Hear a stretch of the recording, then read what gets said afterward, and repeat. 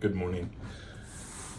I wanted to make this video to share a very disturbing scene that we just got back from. As you could tell possibly from the background, I'm in Nigeria. We are at the compound in Nigeria here, and Michael and I just got back from a trip to a village just less than 5 kilometers from here, very close, here on the outskirts of Makurdi.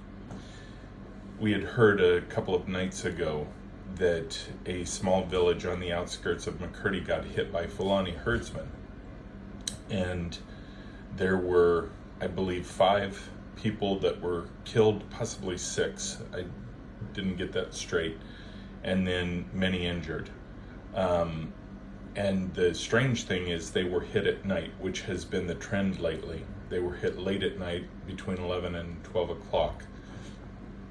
So when we had heard about this from our neighbor, he came to us yesterday and told us that this village got hit because he has many family in the village. In fact, his mother lives in the village there. All of his family was okay, but he wanted to tell us about it.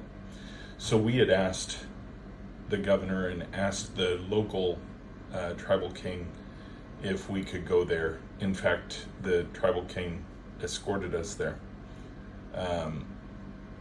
And we went there and just got back. But the scene that we saw was horrific. It was very difficult.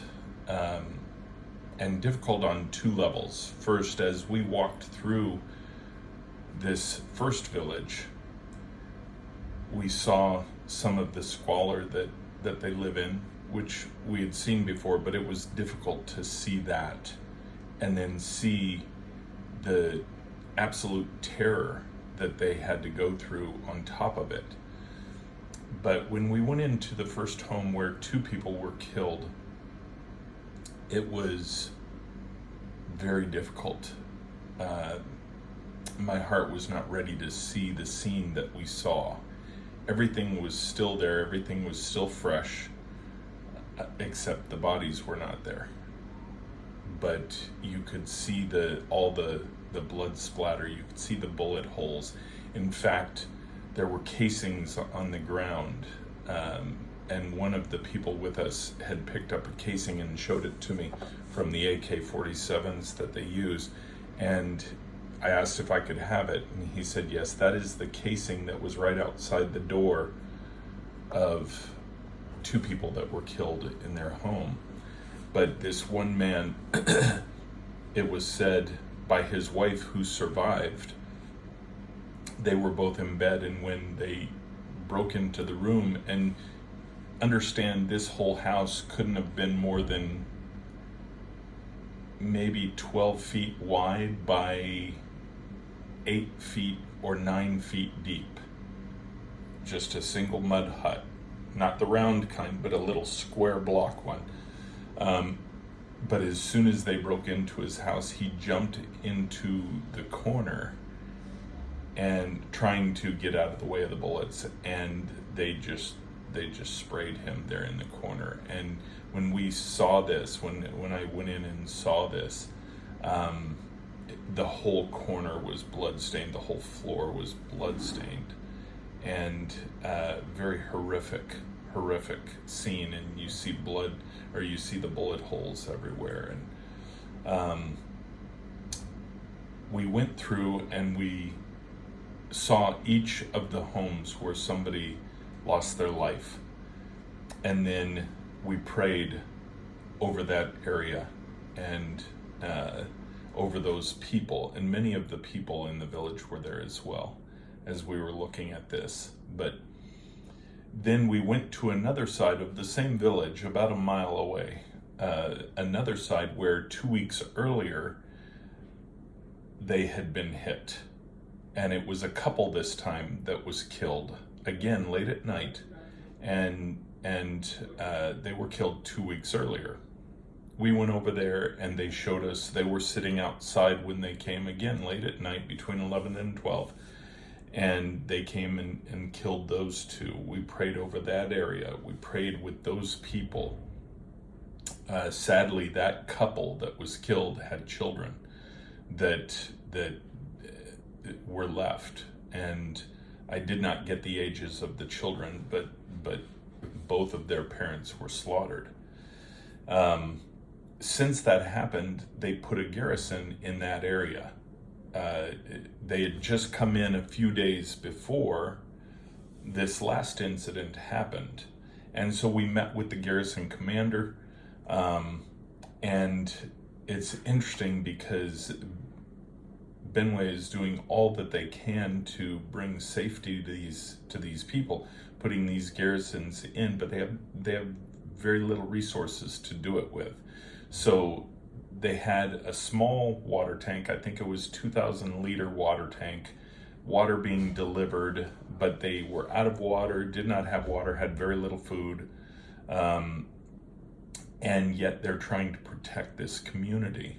So we did get involved. We went out right away and we bought a 5,000 liter tank and scheduled to have a tanker truck bring water in to fill the small tank they have plus this 5,000 liter tank, and we'll make sure that they have water. We also arranged for them to have some bags of rice, and so they had something to sustain them while they are protecting this community. The hope is also to put a borehole there, and so they can have, instead of relying on water to be delivered, they can have water right there at their disposal to fill their tanks, as well as for the community. These are things that we're talking to them about trying to do and help facilitate. And we are also hoping, along with them, that they put another garrison over next to this area of the village that was hit just a couple of nights ago. And again, this is the closest hit that we have seen to our compound, less than 5 kilometers away, about a 15-minute drive, and probably shorter than that as the crow flies. But we are hoping that they can put another garrison in. Again, they do not have the resources to do that, but they do have the human resources. And we would like to help them with some of the resources that can help sustain the group. The garrison that is in the first garrison that is already there is 25 soldiers, and they have a place to sleep. They have a building to sleep, although the building is in disrepair as well. Right now it is fine because it's dry season. Come rainy season, it's going to be a problem. The roof needs to be fixed. But they are there. It doesn't matter. They are there anyways to seek the safety of this village, of these people, because these people are our family, our friends. They are compatriots, and so we want to see the same thing happen on the other side. Now, something has shifted in this that has been disturbing. It used to be that the Fulanis would come with herds and they would attack and kill and take land. They are not doing that now. They are acting exactly like Boko Haram. They are a radicalized Muslim group that are now a terror group. They are hitting at night. They do not come with cattle.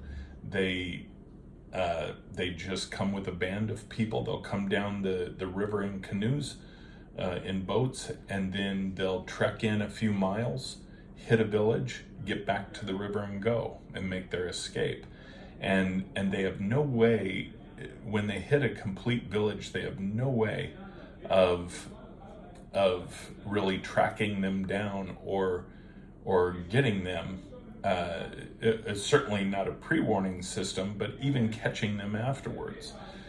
The Fulani tactics have really changed, and this is something that we as a church need to be aware of so we can pray against what is going on. The reason for this video is to make you aware it is also to get you involved in helping produce the resources for these garrisons to bring the safety to these communities. We want to see many more garrisons opened up on the outskirts of McCurdy, because McCurdy is the line drawn in the sand. The Fulanis historically, back in the early 1800s, they were stopped at McCurdy. They were stopped in Benue State at McCurdy, and so McCurdy is why they are hitting the way they do now, is because it is a tactical must for the radicalized Muslims here in Nigeria, and so they're hitting quite often. In fact, we were with the chief of staff earlier tonight, and it was disheartening. Word came in right then. He got a call as we were meeting with him and had to pause.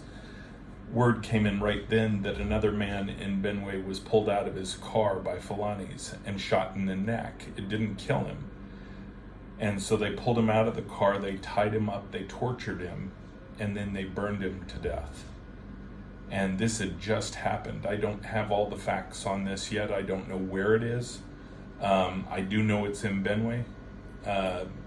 I don't know if it was McCurdy. I don't know, where it was. It doesn't really matter. We know it was Benue State. And they did this simply because they are trying to bring terror to this area over the Christians. They're trying to make them afraid and leave. They will not win. This is where the church must rise up. We have to pray for these people. We have to engage in the spiritual war for these people. In the same respect, I urge you to ask the Lord what you might do, how you might be involved. Even a one-time gift or a monthly gift. Be involved monthly, where we can help provide the resources that these garrisons need, to not just the garrisons that are already there, but to put more garrisons in some of these outlying areas that are easy targets for these Fulanis. Another thing that we want to do, we want to raise money for, are those foghorns that we see in America, the little cans with the horn spout sticking out that are really, really loud. You see them at horsing events and stuff like that. We want to buy thousands of those, issue those to the communities, so when somebody sees one coming, they can announce this pre-alarm. At the very least, when you hear one and somebody hears one and puts theirs off and you start to hear these go off, at the very least it's going to bring some sort of alert to the Fulanis, because they won't know what that is. They won't know what that means. But it will also alert the rest of the village to run and hide, to, do what they can, do what they're led to do, but it will give them some sort of early warning. We are also working with the local government here on a more sustained warning system that would also bring help.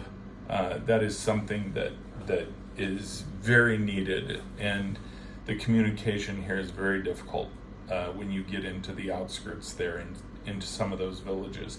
But I wonder if you would go to our website and see what the Lord would have you do to be involved.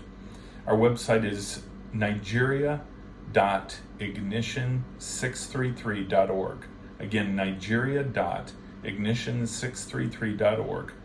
Go there and you can see some of the updates on the website. You'll see a portion of it where you can click that is about these Fulani attacks, and there you can donate, and that would go directly to this cause.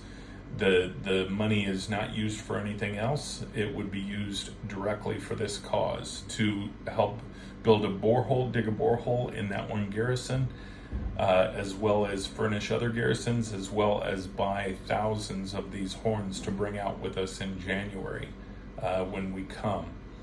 So I ask that you really seek the Lord on that. But I ask that you pray for these people. There is nothing more powerful that we can do than unite together and pray for them, because God has this in hand. He will vindicate. He will take care. All the promises of God are available to these people. And that is why we are here. We are here teaching relationship with Jesus Christ, that it's not just some religion, it is a friend, that Jesus is a friend, and we can have relationship with him. And we are making great headway in that. So I would ask that you get involved and be praying. Sign up for our weekly update emails so you can know what to pray for. We put prayer lists out there every week on things to pray for. We need your involvement in this definitely your prayers, and then if the Lord leads you to do financially as well. And this will be defeated. This will be defeated. We are at the front line of this here in Nigeria. We are in a state and an area where there's more aggression toward Christians than anywhere else. And we're seeing it grow closer and closer and closer, even to the heart of Makurdi, which is the capital of Benue State. So I urge you to get involved. Again, Nigeria, go to our website, nigeria.ignition633.org, and get involved. Thank you very much. I appreciate you very much.